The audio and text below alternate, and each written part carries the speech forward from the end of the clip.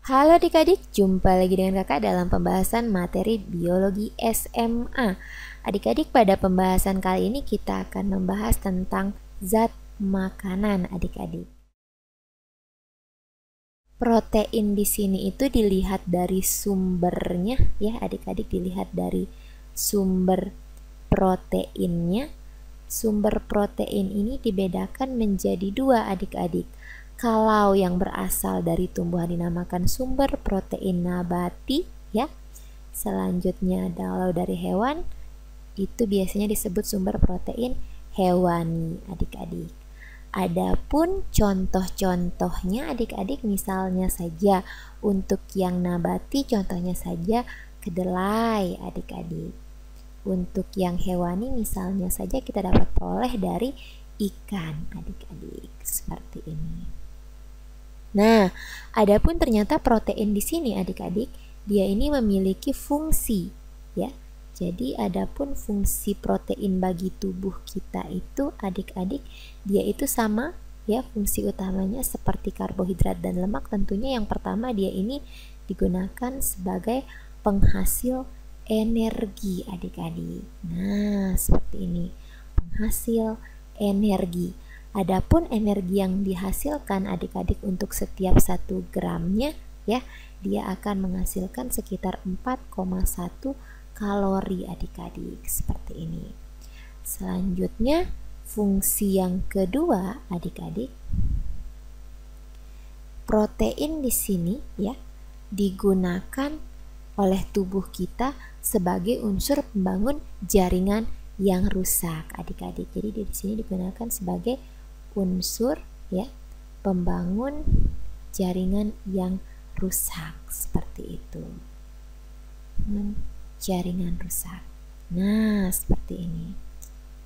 Selanjutnya adik-adik, fungsi yang ketiga ya, dia ini memiliki fungsi ya untuk membantu pertumbuhan tubuh adik-adik. Oleh karena itu ya, anak-anak yang masih dalam masa pertumbuhan biasanya disarankan untuk banyak-banyak mengonsumsi makanan yang mengandung protein, karena sekali lagi adik-adik, protein di sini digunakan untuk pertumbuhan tubuh.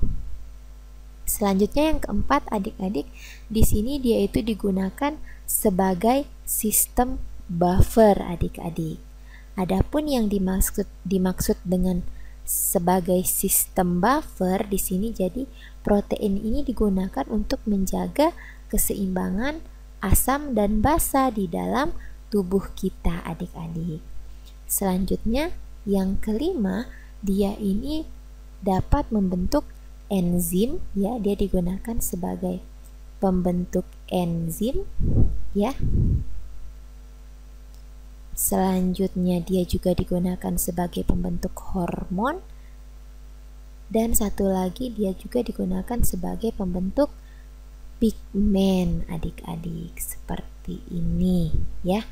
Nah, adapun yang keenam, dia ini berfungsi atau berperan ya dalam proses metabolisme adik-adik, seperti ini, dalam metabolisme tubuh kita.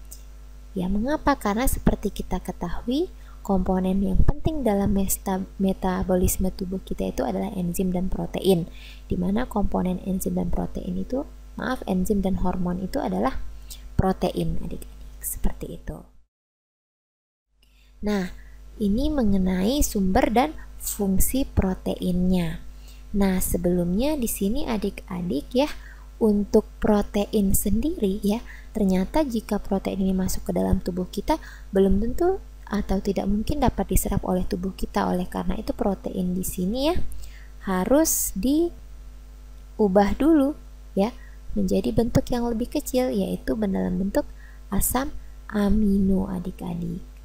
Adapun asam amino ini dibedakan menjadi dua adik-adik ya.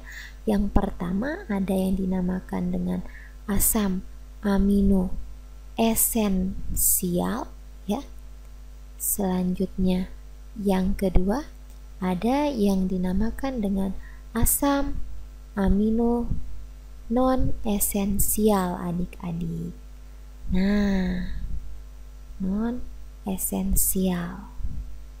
Nah, adapun yang dimaksud dengan asam amino esensial, adik-adik di sini adalah asam amino yang tidak dapat dihasilkan oleh tubuh ya, atau tidak dapat diproduksi oleh tubuh, seperti itu. Nah, adapun contoh dari asam amino esensial itu adik-adik adalah dapat berupa arginin ya, histidin ya, seperti itu. Selanjutnya kalau asam amino non esensial, tentunya ini adalah asam amino yang dapat diproduksi oleh tubuh atau dihasilkan oleh tubuh adik-adik. Seperti itu. Adapun contohnya itu adalah ada alanin, asparagin, asam aspartat, dan sebagainya adik-adik. Oke adik-adik, demikian penjelasan kakak tentang zat makanan yang terkait dengan protein. Tetap semangat dan sampai jumpa pada konten sistem pencernaan selanjutnya.